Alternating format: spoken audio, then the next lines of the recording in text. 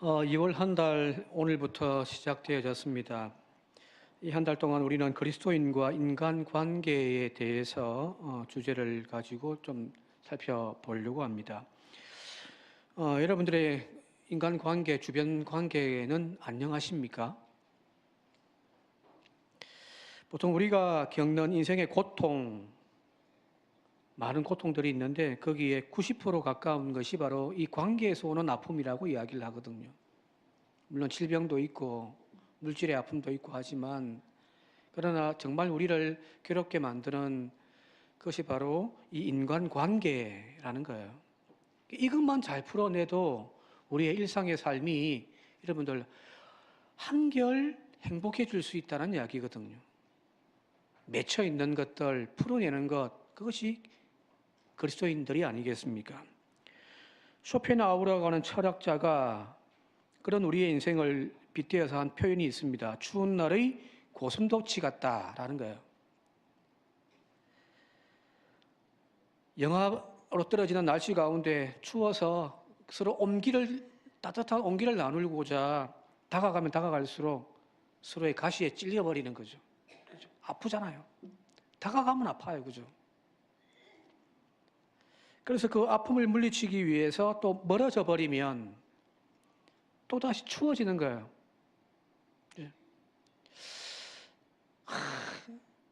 딸내미랑 방학 동안 같이 붙어 사니까 너무 행복해요.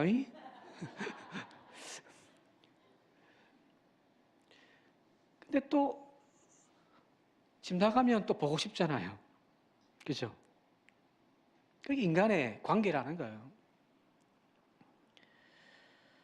정말 우리를 미치게 만들고 우리에게 힘들게 만드는 것은 대단한 원수 때문이 아니에요. 그죠? 차라리 모르는 사람이라면, 가깝지 않은 사람이라면 안 만나면 되는 거잖아요. 관계 끊어버리면 된단 말이에요. 그러나 매일매일 얼굴을 봐야 하고 피부를 맞대며 살아가야 하는 가족, 직장 동료, 매주일 교회 나와서 함께 신앙생활을 해야 하는 그런 교인들 간의 관계가 틀어지면요, 진짜 그 인생은 지옥 같잖아요. 그죠? 주일날 아침에 교회를 나오는데 만약에 사모랑 팍 싸우고 나왔다 생각해 보십시오. 그날 예배가, 설교가 귀에 들어오겠습니까? 그죠? 마치 신발 속에 모래알 하나, 어떤 큰 돌멩이가 아니라 신발 속에 모래알 하나가 막 계속 걷는 동안 나의 발을 막 자극해서 나를 괴롭게 만드는 거잖아요. 매일 반복되는 사소한 그런 어떤 무례함들, 고치지 않는 그 상대방의 그 나쁜 습관들, 나는 문제 없는데 하면서 던지는 그런 반복적인 말과 그런 행동들, 그런 것들이 우리를 힘들게 만든단 말이에요. 그 속에서 관계는 점점 깨어져 가는 거죠.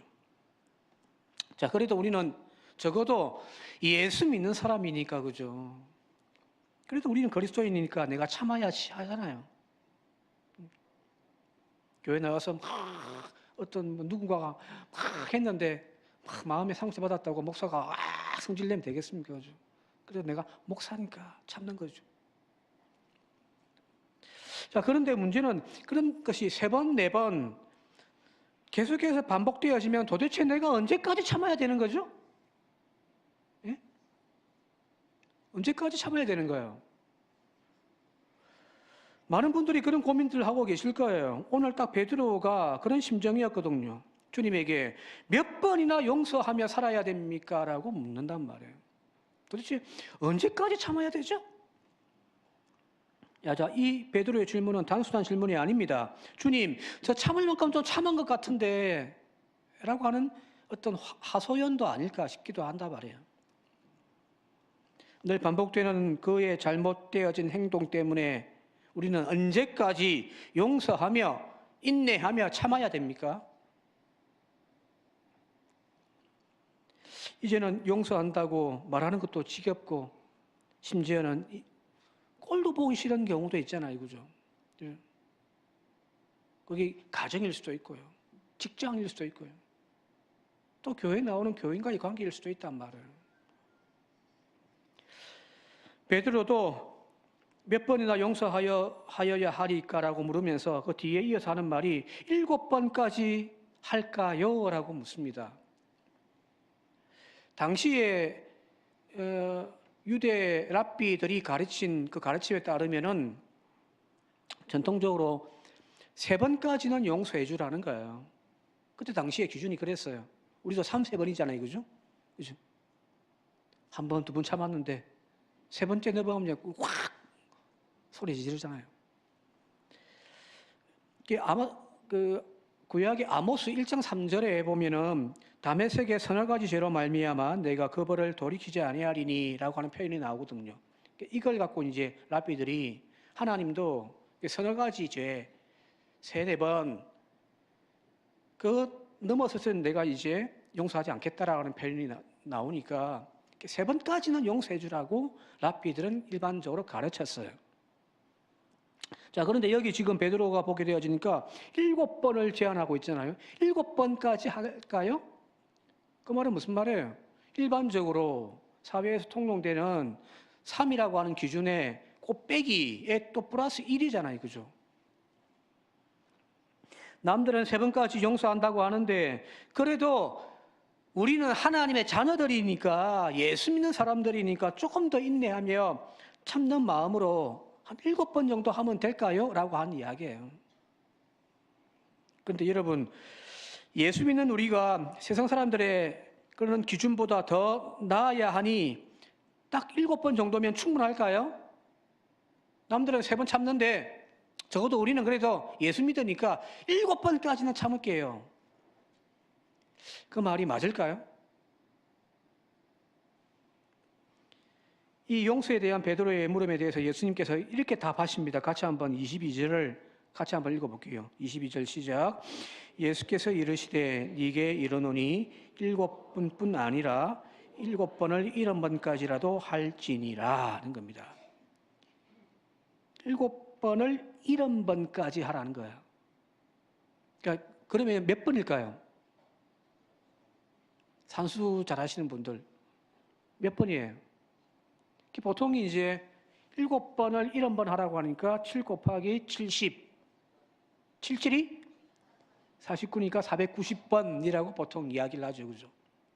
근데 그렇게도 계산하는 경우도 있고 다른 번역에서는 이 70에 그러니까 7번에 70을 더하는 거예요. 곱하는 것이 아니라.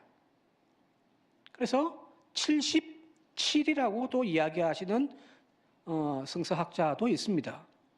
제가 봤을 때는 뭐 2개 중에 하나를 고르라고 한다면 저는 77이 맞을 것 같아요. 왜 그러냐면 예수님의 지금 이 말씀은 창세기 4장 24절에 라멕의 노래를 차용한 부분이 있단 말이에요. 같이 한번 볼게요. 창세기 4장 24절입니다. 함께 읽겠습니다. 시작. 가인을 위하여는 벌이 7배일진데 라멕을 위하여는 벌이 77배이리로다 하였더라. 여기 7과 77이 나오죠. 그죠? 자, 동생을 죽인 살인자 가인, 하나님이 그를 용서해 주시면서 표를 주시고 그가 두려워하는 내가 떠돌이 생활을 하다 보면은 누군가가 나를 죽이려고 할 건데 라고 할 때에 주님께서 그 용서와 보호의 표를 주시면서 하신 말씀이 가인을 해하는 자에게 내가 7배나 벌할 것이다. 이 말을 지금 이 가인의 후손이었던 라멕이 누군가 젊은 남자를 성경에는 소년이라 되어 있는데 그 젊은 남자를 죽인 거예요. 똑같은 죄를 지었잖아요. 그죠? 그 다음에 뭐라고 이야기하면 자기 스스로가 그렇게 노래하는 거예요. 가인에게는 7배의 벌을 가인을 해하는 사람에게는 7배의 벌을 내릴 것인데 나 라멕을 해하는 자에게는 77배의 벌로 내가 응징하겠다라는 거예요. 이것이 바로 성경이 보고 있는 세상의 방식이라는 거예요. 눈에는 눈, 이에는 이. 복수죠. 그죠? 복수. 참고로 성경이 구약 성경에서 눈에는 눈, 이에는 이, 이거는 율법에 나와 있는 말씀이에요. 그죠? 눈을 닥치게 한 자는 또한 그의 눈을 닥치게 해라. 나의 이를 부러뜨린 자가 있다고 한다면은 그의 이도 부러뜨려라. 분명히 복수를 허용하고 있는 것처럼 보여집니다만은, 그런데 사실은 성경이, 구약 성경이 율법이 이야기하고 있는 눈에는 눈, 이에는 이, 이것은 복수를, 폭력을 조장하는 것이 아니에요. 오히려 이 라멕의 이 주장을 반박하는 거죠. 자, 누군가가 나에게 한 대 때렸단 말이에요. 그런데 라멕은 지금 뭐라고 이야기를 하냐면, 내가 한 대 맞았으니 나 너 77번 때리겠노라 이야기잖아요. 그죠? 그런 폭력이 조장되어지는 세상 속에 내 한 대 맞았으니 너 오늘 죽었다. 그게 사람의 심리잖아요. 그런데 구약 성경은 뭐냐면, 한 대 맞았으니 77대로 되갚지 말고 한 대 맞았으면 한 대만 때려 이거예요. 절대 폭력과 복수를 조장하는 것이 아니라 제한시키는 거죠. 그 가르침을 예수님은 쭉 받아들여 가지고 더 한 걸음 나아가신 거예요. 오늘 예수님께서 인용하고 있는 이 창세기 4장의 저 라멕, 그는 지금 자신에게 해를 끼친 자에게는 내가 77배로 복수하겠다라고 이야기를 하는데, 반면에 예수님은 이 라멕의 이야기를 가지고 와서 빗대어서 틀어버린 거죠. 주님은 뭐라고 말씀하세요? 그 77배의 복수 대신에 뭐라고요? 77배나 용서하라고 하십니다. 세상은, 라멕은 무한한 복수를 주장하지만 예수님께서는 오늘 우리에게 끊임없는 무한한 용서를 가르쳐 주시면서 그렇게 살라고 말씀하고 계신 거예요. 이것은 같은 77번이지만 라멕을 대표하는 세상은 복수를 외칩니다. 우리는 너 죽고 나 죽자라고 하잖아요. 그러나 세상 속에서 살아가고 있는 그리스도인들에게는 주님은 그렇게 말씀하십니다. 똑같은 77번을 복수하는 데 쓰지 말고 용서하는 데 사용하며 살아라라는 겁니다. 오늘 본문의 예수님의 가르침의 핵심이 바로 이거예요. 적어도 그리스도인들은요, 용서하며 살아가야 될 줄 믿습니다. 그리스도인들의 삶의 방식은 내가 손해보는 일은 절대 없다 하면서 외쳐대는 그 세상의 논리를, 그래서 니 죽고 내 죽자라고 하면서 함께 망해져가는 그 세상 속에서 서로 관계가 깨어지는 그 속에서 품어주고 용서함을 통하여서 살려내는 존재들, 그것이 그리스도인들이 살아가는 삶의 방식이더란 이야기입니다. 이렇게 사시기 바랍니다. 오늘 교회 나오기 전에 누군가가 미워서 이 자리에 나왔다면 그 마음 내려놓고 용서하고 돌아갈 수 있는 시간이 되시기를 바랍니다. 여기서 우리가 조금 더 깊이 좀 생각해 보아야 할 대목이 있는데요. 자, 주님께서 지금 77번, 제가 판단할 때는 7번이에요. 아까 그 창세기 4장의 이야기에 빗대어서. 그런데 굳이 그게 77번이든 아니면 77이 49, 490번이든 상관없이, 자, 거기까지만 용서하라고 하신 주님의 말씀일까요? 물어봅시다. 77번씩, 70번씩 용서해 주라. 이 말은 77번 혹은 490번만 거기까지 용서하라는 이야기일까요? 우리가 보통 세상 속에서 관계를 맺고 살아갈 때에 누군가의 관계 속에서 우리는 임계점을 항상 해요. 언제까지 용서해야 됩니까? 베드로의 이야기처럼 7번까지 하오리까? 내가 지금까지 수백 번도 더 참았는데 이제는 못 참겠다. 그죠? 그죠? 이 말은 과연 내가 그 사람을 지금까지 참고 인내하며 용서했다는 말일까요? 여기서 77이란 숫자는 어떤 단순한 숫자가 아니에요. 그냥 77번까지 용서해 주라고 하는 숫자의 개념이 아니라 7은 바로 하나님의 완전수입니다. 다 아시잖아요. 그죠? 성경에서 7이라는 숫자는 하나님의 숫자예요. 하나님의 완전성을 상징하는 숫자. 자, 그렇다면은 77이라는 숫자는 몇 번을 참아야 되는가에 대한 횟수의 이야기가 아니에요. 그것은 바로 완전하신 하나님의 용서와 하나님의 자비의 성품을 보여주는 숫자입니다. 자, 여러분들에게 한 가지 물어볼게요. 여러분들은 하나님께 몇 번이나 용서받고 사십니까? 동일한 일이든 혹은 다른 차원의 일이든 77번 혹은 490번 이내로만 죄를 지었습니까? 하루를 살아도 수십 번, 수백 번을 똑같은 죄를 반복하며 살고 있는 우리인데 지금까지 평생을 놓고 본다고 한다면은 같은 실수와 같은 잘못을 수천 번, 수만 번 반복하며 살지 않았습니까? 저는 그래요. 자, 그렇다면 만약 하나님께서 용서를 하시는데 77번만 딱 선을 그어가지고 그거 넘었으면 나 이제 용서 못해 라고 하신다면 저는 이 자리에 서 있지를 못하겠습니다.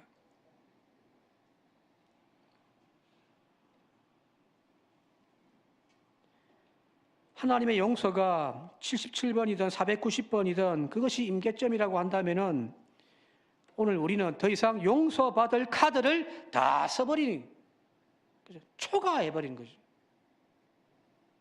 더 이상 우리는 구원받을 자격이 없는 자들이라는 이야기가 되어져 버린다는 거예요. 과연 그것이 성경적인가? 라고 물어본다면 분명히 아니죠. 하나님의 용서는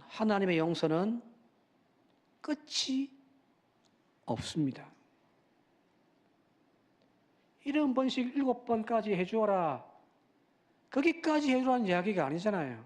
하나님이 우리를 향하여 끊임없이 용서하시고 또 용서하시는, 그리고 또 포기하지 아니하시는 그 사랑으로 그 상대방을 품어주어라고 하는 주님의 말씀이라는 이야기입니다. 숫자는 중요한 것이 아닙니다. 3번이 되었던 7번이 되었던 77번이 되었던 490번이 되었던 혹은 수만 번이 되었던 중요한 것이 아니에요. 중요한 것은 끝까지 용서하자는 거예요.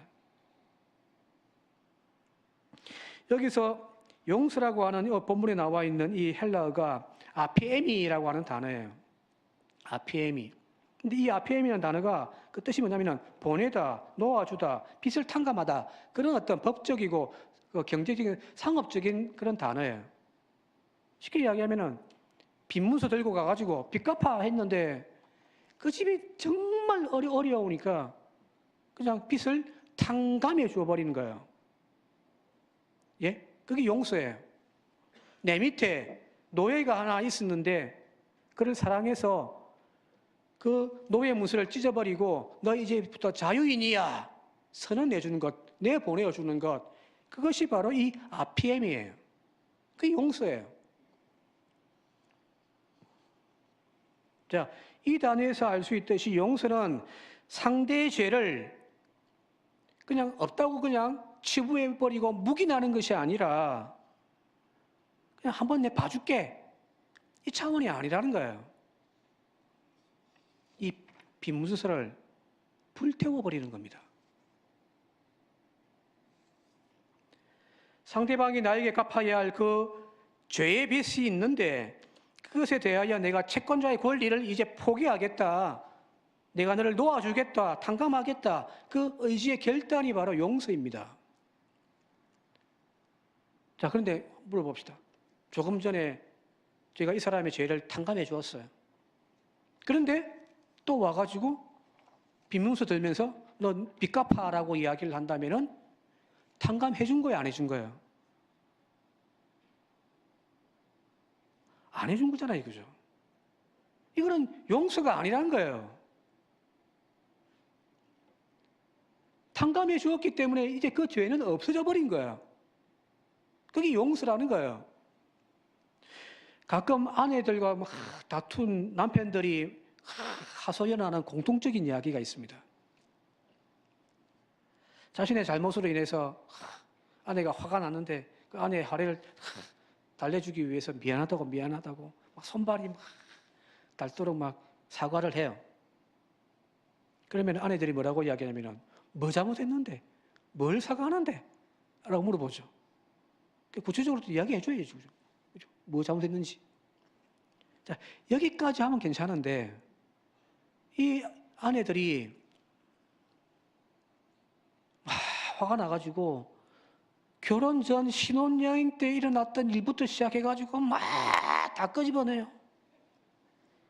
야, 이 인간아, 네가 그때 그랬는데 내가 그때 니하고 헤어졌어야 되는데 하면서 막 수십 년 전 이야기부터 시작해가지고 막 시댁 이야기까지 해가지고 다 끄집어내요.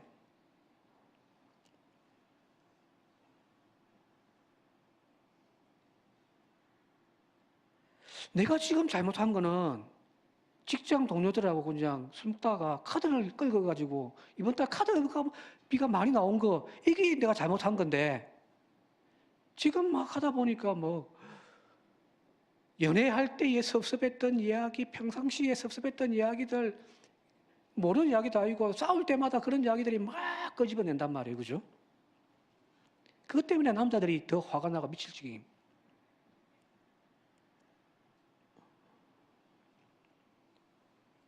분명히 그 모든 일들은 이전에 다 사과했고 또 그냥 용서하고 그냥 넘어갔는데 부부싸움만 나면은 늘 터져나오는 레파토리란 말이에요.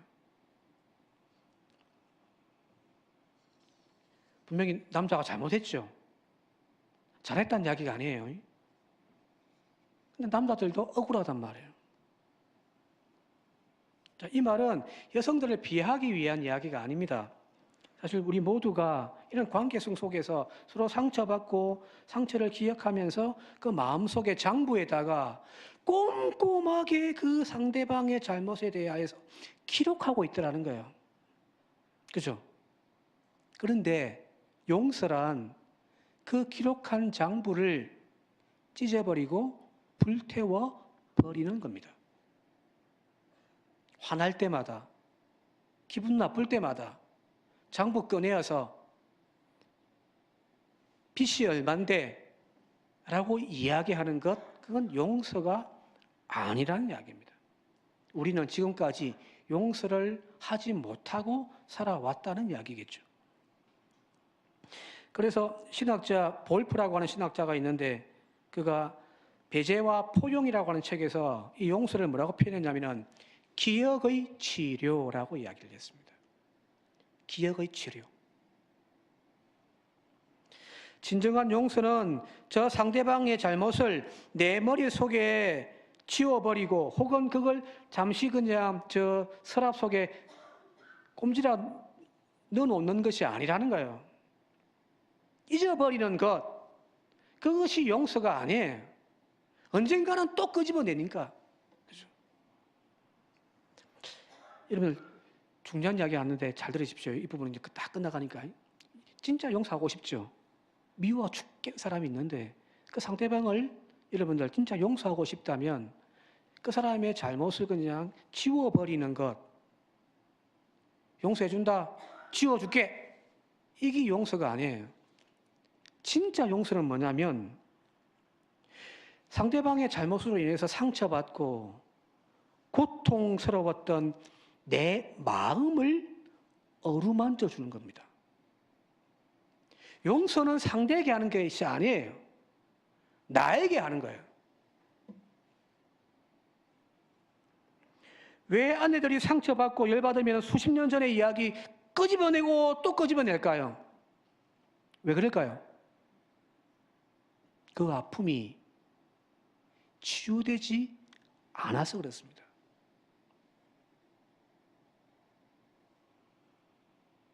남편들도 할 말 없죠. 그 아픔을 치유해주고 그 아픔이 그곳에 남지 않도록 해줬어야 되는데 그냥 덮어버린 거예요. 상처를. 그러니까 조금만 아프면 터져 나오는데. 진정한 용서는 기억상실증이 아닙니다. 용서는 피가 철철 나고 흐르는 그 상처가 딱딱하게 굳어져가는 단계여야 합니다. 이렇게 상처가 났어요. 스치기만 해도 아프죠. 그죠? 상처가 아물지 않으면 스치기만 해도 아파요. 그런데 이 상처가 점점점 피가 굳고 이제 딱지가 서면서 이제 조금씩 치료되어졌을 때 상처에 그 흔적은 남아있잖아요. 그죠? 그런데 만지면 아파요, 안 아파요? 안 아파요. 심리학자들이 그걸 용서라고 이야기를 합니다. 상대방의 잘못을 덮어주고 잊어버리고 뒤돌아서 버리는 것, 그게 용서가 아닙니다. 내 마음이 치유되어지고 회복되어져야만 진정한 용서가 나더라는 거거든요. 용서란 바로 이것입니다. 그 사람의 잘못이 여전히 내 머릿속에 여전히 그 사실로 기억될 수 있죠. 그죠? 우리가 뭐 교통사고 나가지고 갑자기 기억상실증 걸리지 않는 이상은 그 사람이 했던 모든 행위들이 다 머릿속에 남아있잖아요. 그러나 그 기억이 나를 찔러 나를 아프게 하지 않도록 만드는 것, 그것이 용서의 기본이라는 이야기입니다. 이 시간 자신의 마음속에 손을 얹고 함께 따라갑시다. 자기에게 이야기하는 거예요. 상대방한테 너 용서해 줄게가 아니에요. 진짜 용서는 나를 품 안는 거예요. 많이 아팠겠구나. 억울했겠구나. 괜찮아, 괜찮아. 따라합시다. 많이 아팠지. 억울했겠구나. 괜찮아. 괜찮아. 내가 치유되어져야 상대가 용서되는 겁니다. 그래서 여러분들 인간관계가 너무 복잡해지고 너무 아프고 상처 많이 받으면요, 여러분들의 영혼부터 치료하시기 바랍니다. 그 치료의 가장 좋은 방법이 저는 오랜 인류의 역사 속에서 종교가 왜 여전히 남아있는가, 그 이유는 바로 그 상처나고 아픈 심령을 어루만져 주어서 치료하는 능력이 종교에 있기 때문입니다. 힘들고 아플 때 교회 나와서 누군가가 너무너무 미워서 못 살 것 같은데, 그러면 교회 나와서 주님 앞에 엎드려서 눈물로 한번 기도해 보십시오. 주님이 내 영혼 어루만져 주시면 그 상처가 회복되어지고 딱딱해지면 여러분들 그 미운 사람이 또 사랑할 수 있는 힘이 생기는 거거든요. 오늘 이 용서의 힘이 저와 여러분들 가운데 회복되어질 수 있기를 주님이 여러분을 축원드립니다. 자, 이제 결론적으로 말씀드릴게요. 우리가 저 사람보다 더 낫기 때문에, 도덕적으로 내가 더 낫기 때문에 더 나은 사람이 되기 위하여 우리가 용서하자는 이야기가 아니에요. 그 용서의 힘은 사실은 오늘 이제 뒤에 읽지 않았는데 본문 말씀 뒤에 나오는 예수님의 비유에 나와 있습니다. 1만 달란트 빚진 자가 100데나리온 빚진 자를 용서해 주지 못하는 그 이야기. 그 말은 무슨 말이에요? 우리가 진짜 상대방을 누군가를 가슴에 품고서 용서할 수 있는 진정한 힘은 어디서 나오냐면 내가 하나님으로부터 끊임없이 용서받은 은혜를 알고 있기 때문입니다. 내가 저 사람보다 더 낫기 때문이 아니에요. 저는 죄인이고 나는 피해자, 이런 도식도 아니에요. 주님 앞에 서서 주님의 나를 용서해 주신 그 사랑이 내 영혼을 붙들어서 나도 그를 사랑하겠노라 결단하는 것이 바로 오늘 성경 본문에 예수님께서 우리에게 가르쳐 주시는 용서입니다.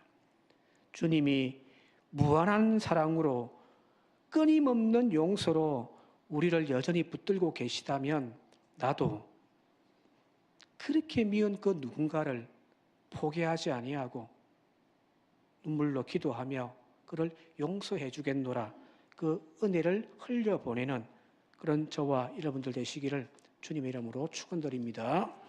함께 기도드리겠습니다. 고마우신 아버지 하나님, 맺혀 있는 것들, 깨어진 관계들 다시 회복되기 위하여 억지로 회복하려고 하는 어리석은 저희들 되지 않게 하옵소서. 용서되어야 다시 손을 맞잡지요. 다시 웃을 수도 있겠지요. 이 용서를 위하여 먼저 상처받은 우리의 영혼이 주님의 사랑과 은혜로 치유되어지고 회복되어질 수 있게 하여 주옵소서. 도저히 품어 안을 수 없는 원수조차도 따뜻한 가슴으로 웃는 얼굴로 껴안을 수 있는 그 회복력이 오늘 주님이 우리를 용서하시고 또 사랑해 주시는 그 사랑으로 말미암아 우리 속에서 우리의 영혼 가운데서 회복되게 하옵소서. 예수님의 이름으로 간절히 기도드리옵나이다. 아멘.